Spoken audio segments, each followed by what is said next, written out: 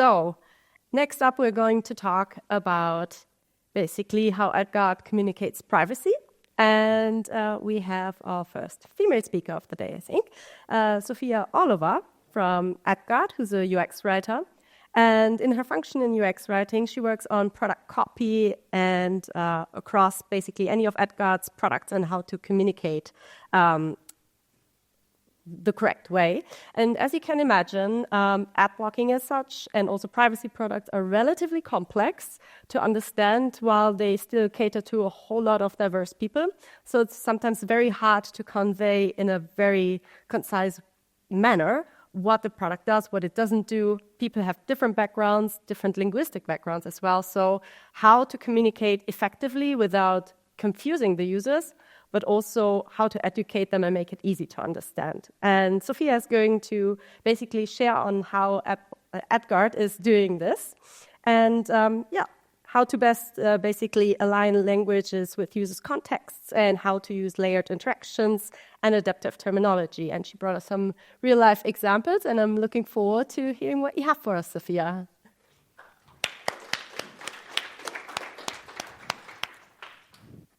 Well, hello, everyone.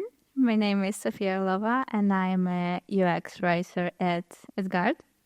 My talk today is called Light-Side UX, How AdGuard Communicates Privacy. And what I'd like to share with you today is the principles that help us write and design for privacy products used globally.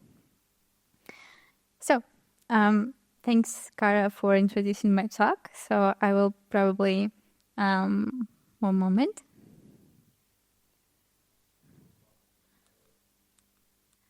It's not how do I click through slides? Thank you. Yes, got it. Okay, so I've got 2 points probably to share right here.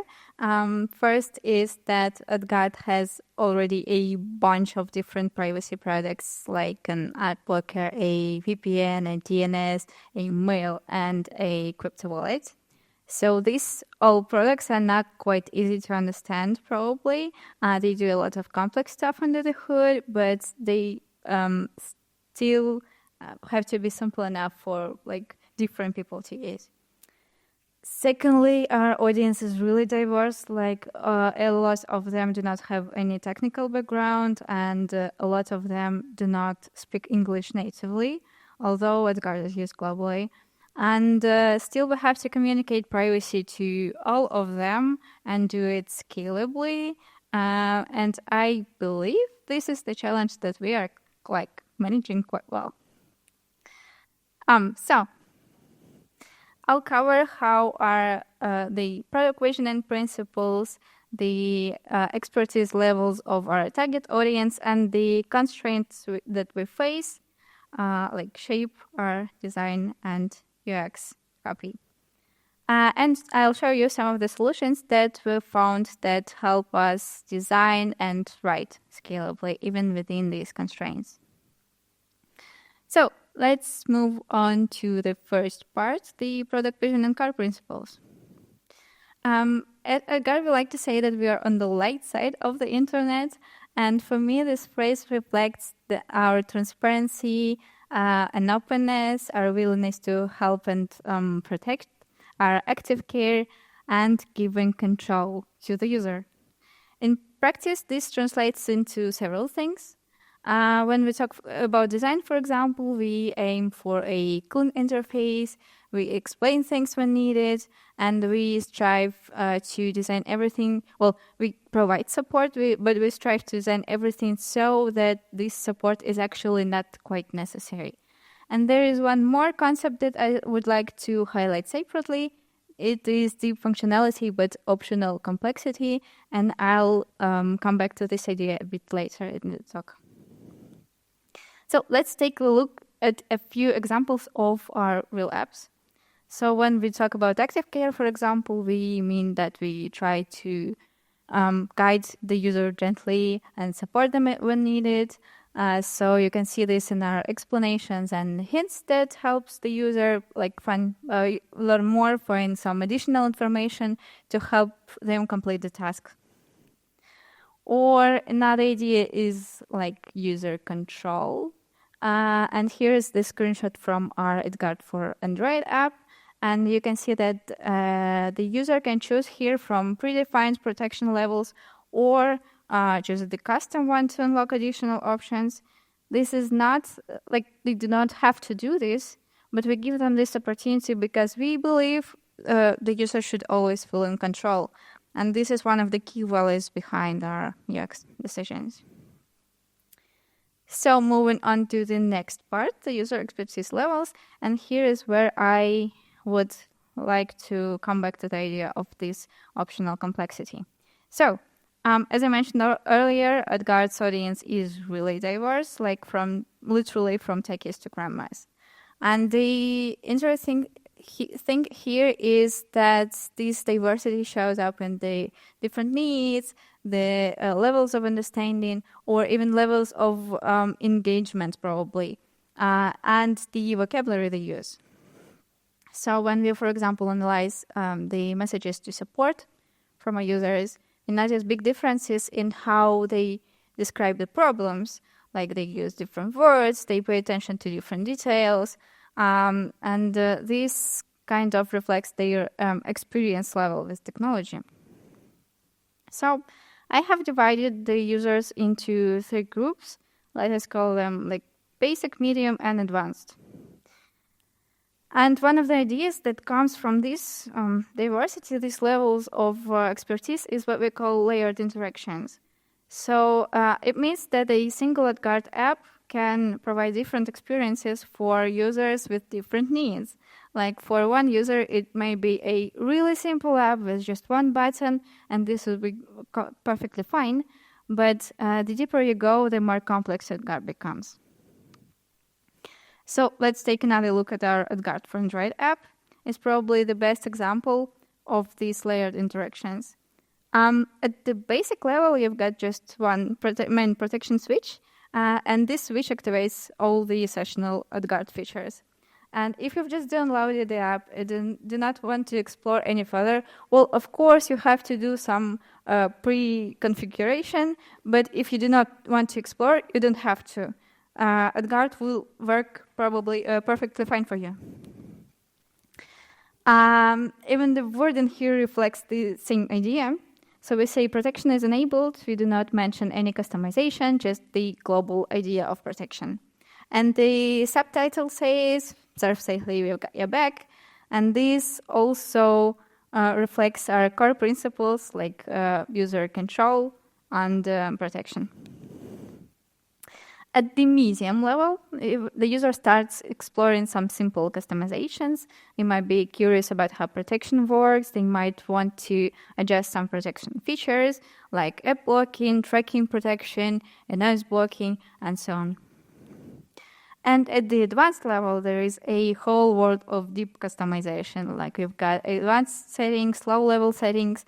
You can just root your device and unlock additional features, something like HTTPS filtering in apps, or you can customize how your network works.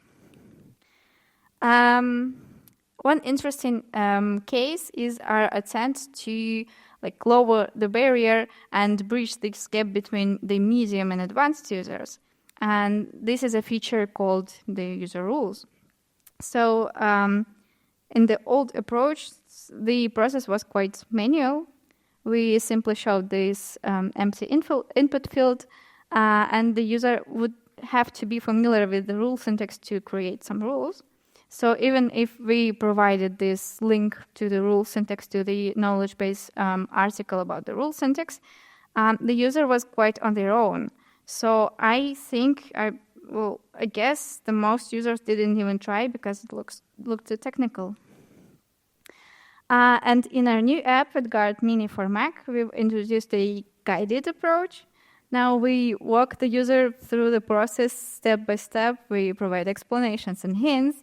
We what will happen on certain websites, what exactly will be blocked, and what the rule will look like. So we do not know yet if it is a success story or not, but it might be an interesting case study.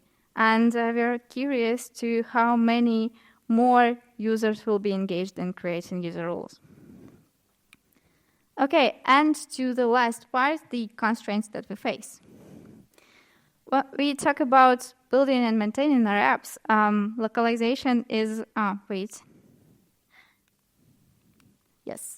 localization is not just a way to help our users, it is also a big constraint to the product team and the developers. And here's why. Well, as I mentioned before, AdGuard's products are used globally, and however hard we try, we cannot just cover all languages. And our main language is English, and some languages unfortunately have to fall back to English. So this is the first challenge because some users do not speak English natively. And we cannot be sure that they would understand some advanced level sentences or phrasal verbs or cultural references. The second challenge comes from the translation process itself. So for the most popular languages, we use professional translators. We also use a lot of volunteers that help us translate. But for some languages, we have to rely on machine translators. And to translate our websites and apps, we use the platform called Crowdin. And as you can see, these are individual strings, not the whole screens. So the user, the translator, might not see the full context. Even if we provide some screenshots, we cannot be sure that everyone would see them. Even if we leave some comments, we cannot be sure that everyone would read them.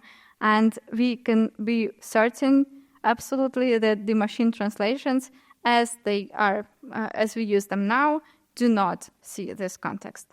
So as a conclusion, for example, we cannot just divide sentences into parts like go to and settings, like different strings. Or we cannot just use things that might somehow confuse the machine translations and like the volunteers as well. So for the languages where we use machine translation, we have to be like extremely careful. But actually, this is true for all languages. Let's go back for a moment to the user rules section that I have already told you about. So when we were first designing it, the initial idea was to make it so that it would reflect the natural English sentence, like blog requests to advertising.com. Sounds perfect, clear, short, let's move on. But when we thought about the translations, we realized how messy it would be. Just like this one sentence, this single sentence would be translated so differently into different languages because like Slavic languages use grammatical cases. In Turkic languages, what we call prepositions are attached to the ending of the word. So, and Asian languages normally require more context. So for many languages, we would have to completely redesign this particular section just to reflect their natural wording. But this is not practical, actually. So instead, Instead, we decided to go with a slightly longer but a clearer phrase that I believe was a huge help for both the translators and our users. And the final thing probably that I would like to talk about is other limitations that also shape our wording decisions. So on some platforms, we have to adjust the copy and the functionality to the policies of the OS, of the app stores, or the distributors. For example, in some cases, we have to rephrase ad blocking as protection, or we should say something like, not like AdGuard blocks this and that, we say your selected feature blocks that. Or in other cases, like on iOS, we cannot just block malware. It's also, we make sure to remove any mentions and also the features that are related to malware blocking. And interestingly, I believe this doesn't really affect the user experience, but what it does harm is the consistency. So we cannot just simply reduce the time to market by reusing the wording and the design decisions that have already been implemented by the developers, have already been translated into all the required languages. Instead, almost every app has something that we had to create from scratch. Well, let's say this kind of boosts our creativity.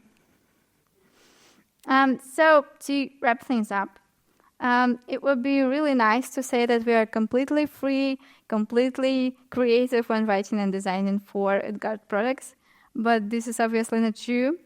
We are always constrained by what we can and cannot say, but what language we can use, what topics we can choose. But this is not necessarily a bad thing, because it kind of poses the constant challenge for us to communicate as clearly as possible, as scalably as possible, even within these constraints. So this was everything that I would like to share with you today. If you've got any questions, I will be happy to answer them. Thank you.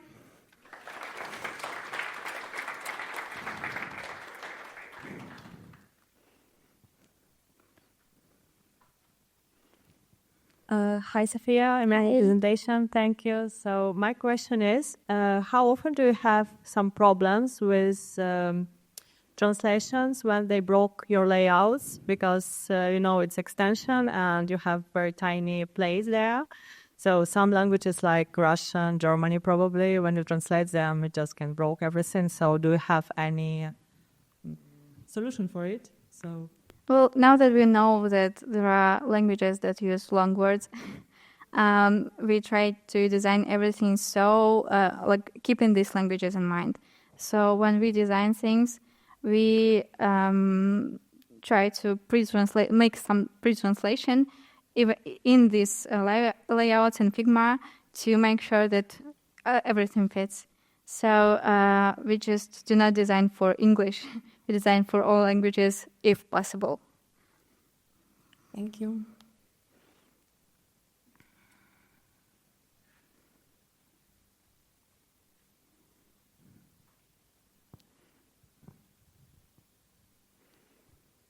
Thanks for the talk. I think the user rule interface is really interesting. I also see the AdBlocker as one of firewall applications for my PC or smartphone. But who was the exact target for that feature? Because I even struggle to explain the concept of network request to my parents or friends. So I wonder if it was for the developers who knows about the web environment. I see. Just lacking the Bluetooth syntax knowledge. Well, I try to explain this. I need some time to process. Okay. Well, this is the case that I am not sure if it is successful yet. It is aimed at the audience that is not that technical, so that is not developers who cannot probably inspect the code, who do not know how to do this, but still want to somehow engage in this creating some filtering. The thing here is that the medium-level audience, as I see them, are kind of engaged, involved in exploring more and learning more. So I hope that there will be people who are using them. But yes, I am not sure just yet if this works out. Yeah, I think it is really a good experiment and a good start for a friendly advocate.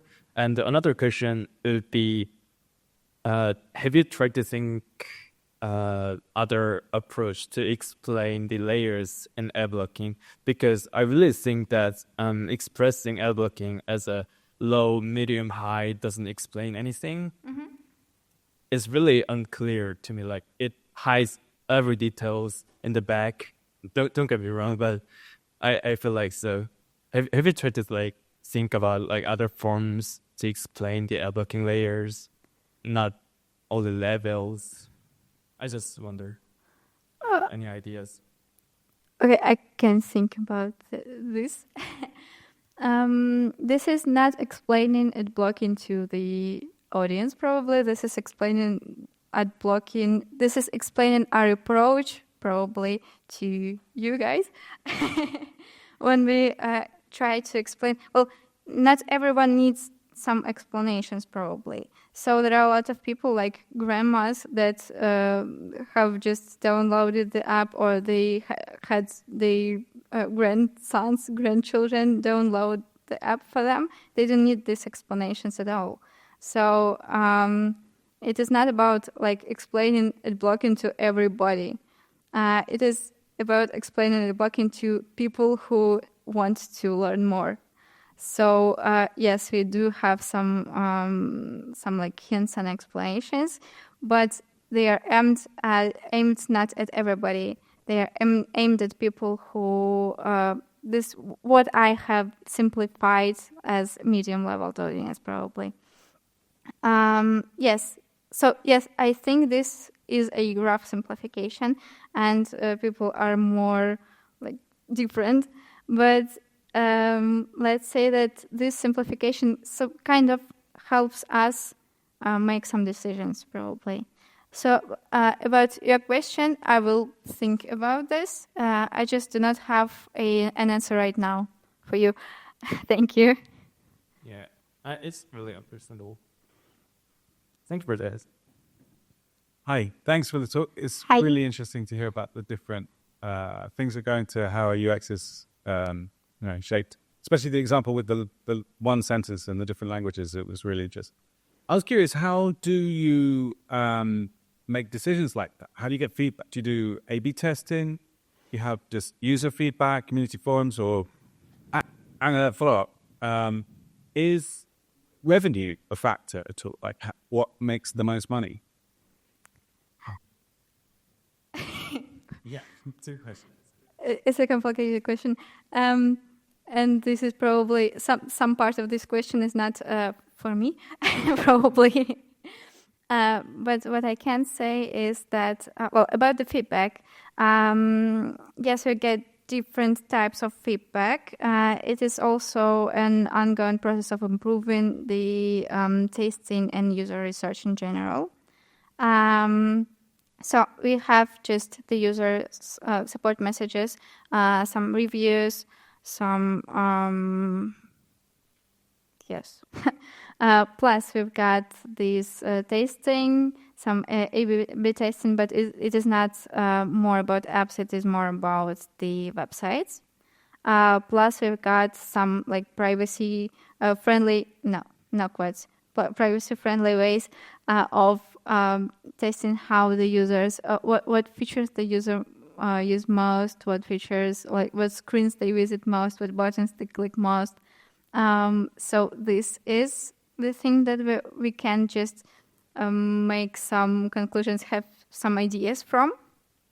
But this is still, yes, an ongoing process, and we are still in the process of improving all of that. So probably we will be able to learn more about our audience in the future. This is about the feedback. What also shapes our decisions? You said revenue. It is not always working like that. So we have a lot of just completely free apps that we also have to work on. And about them, we have just this feedback from the users, the reviews from the users, the feedback that comes to support. Probably that's it. Thank you. Thanks.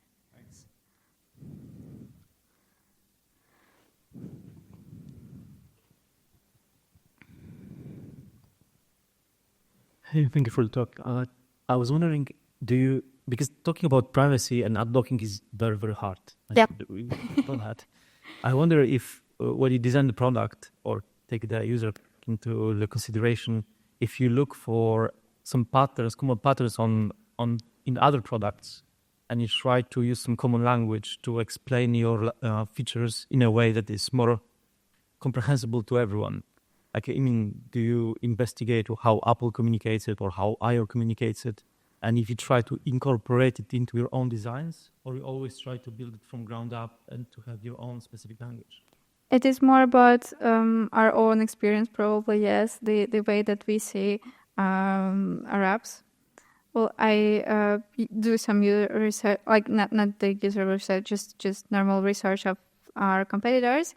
Yes, but this is not the main source of ideas. Probably it is more about the product vision, the understanding in general of the user flow, and yes, our own users probably. Thank you.